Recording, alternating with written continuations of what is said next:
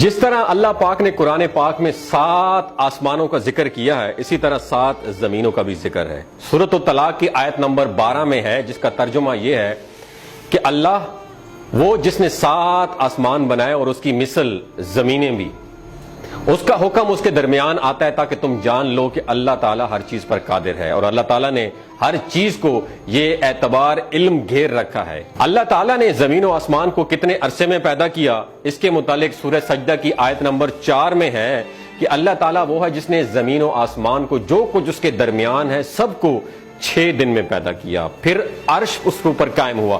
اب ہمارے ذہن میں یہ سوال آئے گا کہ اتنا بڑا نظام صرف 6 دن میں کیسے بن گیا؟ تو اللہ تعالیٰ دوسری جگہ سورۃ الحج کی آیت نمبر 47 میں کچھ یوں اس کی وضاحت کرتے ہیں کہ جس کا ترجمہ یہ ہے کہ ہاں البتہ آپ کے رب کے نزدیک ایک دن تمہاری گنتی کے اعتبار سے 1000 سال کا ہے، یعنی زمین پر 1000 سال اللہ تعالیٰ کے نزدیک ایک دن کے برابر ہے، یعنی زمین و آسمان کے بننے میں 6000 سال لگے۔ مزید اوپر کی آیت سے یہ پتہ چلتا ہے کہ جو آسمان ہم نیچے سے بیٹھ کے دیکھتے ہیں محض یہ ایک آسمان نہیں ہے، بلکہ اس طرح کے اس کے اوپر طے در طے 6 اور آسمان بھی ہیں جو ہماری نظروں سے اوجھل ہیں۔ اس طرح 6 زمینوں کا بھی ذکر ہے۔ اس کا کیا مطلب ہے؟ کیا کائنات میں ہماری زمین کی طرح 6 اور زمینیں بھی ہیں جس پر انسان یا کوئی اور مخلوقات رہتی ہے؟ تو سورۃ الرحمن کی آیت نمبر 33 میں اللہ تعالیٰ فرماتے ہیں، جس کا ترجمہ یہ ہے کہ اے انسانوں اور جنوں کے گروہ، اگر تم میں طاقت ہے تو تم آسمانوں اور زمینوں کے کنارے سے نکل جاؤ تو نکلو، لیکن تم ایک عظیم طاقت کے بغیر نہیں نکل سکتے۔ کیا دوستو اس آیت میں یہ اشارہ موجود ہے کہ ایک دن انسان آسمانوں کے ہدف کو کراس کر لے گا؟ ان سوالوں کو آج ہم اس ویڈیو میں ڈسکس کریں گے۔ 7 آسمانوں کا ذکر قرآن پاک میں دوستو بکثرت آیا ہے، لیکن یہ 7 آسمان ہیں کیا چیز؟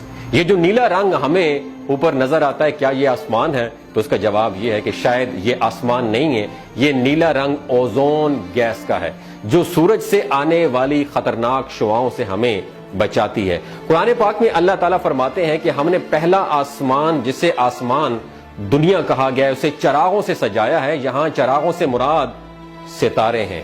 اگر آپ آسمان کو چادر سمجھیں اور اس پر لگے موتیوں کو ستاروں سے تشبیہ دیں تو اس کا مطلب یہ ہے کہ آسمان ستاروں سے اوپر ہے، جس تک ابھی تک ہم لوگ نہیں پہنچ پائے۔ ہم اکثر سوچتے ہیں کہ کیا ہم کبھی آسمانوں کی حدوں کو چھو پائیں گے؟ تو اس کے بارے میں قرآن پاک کی آیت میں ذکر ہے کہ اے انسانوں اور جنوں کے گروہ، اگر تم میں طاقت ہے تو تم آسمانوں اور زمین کے کناروں سے باہر نکل جاؤ تو نکلو، لیکن تم ایک عظیم طاقت کے بغیر نہیں نکل سکتے۔ اگر زمین کی باؤنڈریز کی بات کی جائے تو 12 اپریل 1961 کو ایک روسی خلاباز یوری گیگرین وہ پہلا شخص تھا جس نے زمین کی حدود سے نکل کر خلا کا ایک کامیاب چکر لگایا۔ پھر 1969 میں اپولو مشن کے ذریعے انسان کی چاند پر کامیاب لینڈنگ بھی ہو چکی ہے۔ یعنی قرآن پاک کی ایک پیشن گوئی ہم انسانوں نے اپنی محنت کے بلبوتے پر سچ کر دکھائی ہے۔ ہو سکتا ہے کہ مستقبل میں ہم جدید، تیز اور سمارٹ اسپیس شپ بنانے میں کامیاب ہو جائیں، جس کے ذریعے ہم آسمانوں کی وسعتوں کو طے کرتے ہوئے اس آیت کی دوسری بات کو بھی پورا کر سکیں۔ اگر آسمانوں کی سائز کی بات کریں تو اتنی جدید ٹیکنالوجی اور جدید ترین ٹیلیسکوپ کے باوجود بھی ابھی تک ہم پہلے آسمان کی حد کو نہیں دیکھ پائے۔ ایک آیت کے مطابق ہر 2 آسمانوں کے درمیان 500 سال کا فاصلہ ہے۔ اس کے بعد اللہ تعالیٰ کا عرش آتا ہے، اس پر ایک کرسی ہے۔ سلسلہ صحیحہ کے مطابق 7 آسمان اس کرسی کے مقابلے میں اس طرح ہیں جیسے صحرا میں انگوٹھی پڑی ہو، یعنی کرسی کا سائز صحرا کی مانند ہو تو 7 آسمان انگوٹھی کی مانند اس کے سامنے کچھ بھی نہیں ہے۔ اور اس طرح عرش صحرا کی مانند ہے اور کرسی انگوٹھی کی مانند۔ اگر آسمانوں کی تعداد کی بات کی جائے تو آسمان صرف ایک ہی نہیں بلکہ اس طرح کے اور آسمان بھی ہیں جس کا ذکر قرآن پاک میں اکثر مقامات پر ملتا ہے۔ یہی وہ آسمان ہے جس کی معراج کی بات پیغمبر اسلام نبی کریم صلی اللہ علیہ وسلم نے سیر کی اور انبیاء کرام سے ملاقات کی۔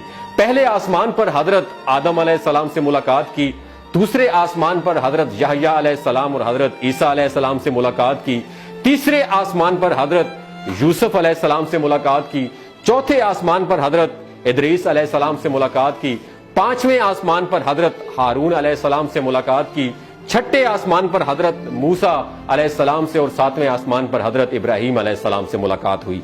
7 आसमानों से ऊपर एक बेरी का दरख्त है जिसे सिदरतुल मुंतहा कहा जाता है।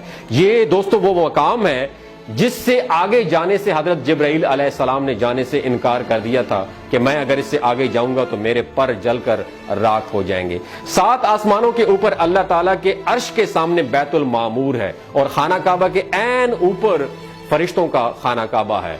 हर वक्त 70,000 फरिश्ते बैतुल मामूर का तवाफ कर रहे होते हैं और फरिश्तों की तादाद इतनी ज्यादा है कि जिस फरिश्ते ने एक बार बैतुल मामूर का तवाफ कर लिया दोबारा कभी उसकी बारी नहीं आएगी। 7 आसमानों के साथ कुरान पाक में एक मकाम पर 7 जमीनों का भी जिक्र है, लेकिन इन 7 जमीनों से मुराद क्या है इस बात के हवाला से कुरान और हदीस खामोश है। एक हदीस में 7 जमीनों और उसके माबैन फासले का जिक्र भी है। इन जमीनों के दरमियान 500 साल का फासला है और ये तय दर तय मौजूद है। क्या तुम जानते हो कि इस जमीन से उस जमीन तक कितना फासला है? तो हमने कहा अल्लाह और उसका रसूल ही बेहतर जानता है। फरमाया 500 बरसों की मुसाफत है। यहां तक कि आप सल्लल्लाहु अलैहि वसल्लम ने 7 जमीनें शुमार की।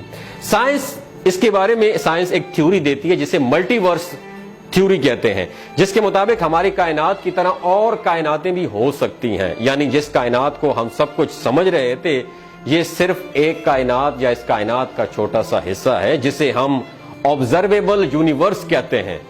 हम जिस कायनात को हमने अभी तक ऑब्जर्व किया है वो उसका कायनात का छोटा सा हिस्सा है जिसका साइज 46.5 बिलियन लाइट ईयर्स है। महज ये एक थ्योरी है जिसका हमारे पास कोई प्रैक्टिकल सबूत नहीं है। अलबत्ता ऐसे सियारे हम दरियाफ्त कर चुके हैं जिसका माहौल जिंदगी की वजूद के लिए साजगार है, जहां जिंदगी की बका के लिए जरूरी अवामिल मौजूद हैं। नासा की बात करें तो नासा दिन रात उस पर रिसर्च कर रहा है। एलियन से राब्ते के लिए एक स्पेस शिप बनाई हुई है। इस एलियन के लिए जमीन से मुख्तलिफ आवाजें, नजारे और मुख्तलिफ तस्वीरें रिकॉर्ड करके भेजी हैं। जमीन से बहुत ज्यादा दूर ह्यूमन मेड वोयागर ऑब्जेक्ट के बारे में गूगल से आप जान सकते हैं। वोयागर 1 ये एक ह्यूमन मेड ऑब्जेक्ट है, इसके बारे में गूगल से आप जान सकते हैं। दोस्तों आप ये सोचें कि ये कायनात कितनी बड़ी है तो उसके बनाने वाला कितना बड़ा होगा। अल्लाह पाक कितना बड़ा है जिसने सिर्फ एक लफ्ज कुन कहकर पूरी कायनात तख्लीक कर दी और खुद तन्हा अकेला खड़ा है और अकेला इस सारे जहान को चला रहा है। दोस्तों अगर आपको ये वीडियो अच्छी लगी हो दूसरों के साथ जरूर शेयर कीजिएगा। अपना और अपने साथ जुड़े रिश्तों का ख्याल रखिएगा। अल्लाह हाफिज।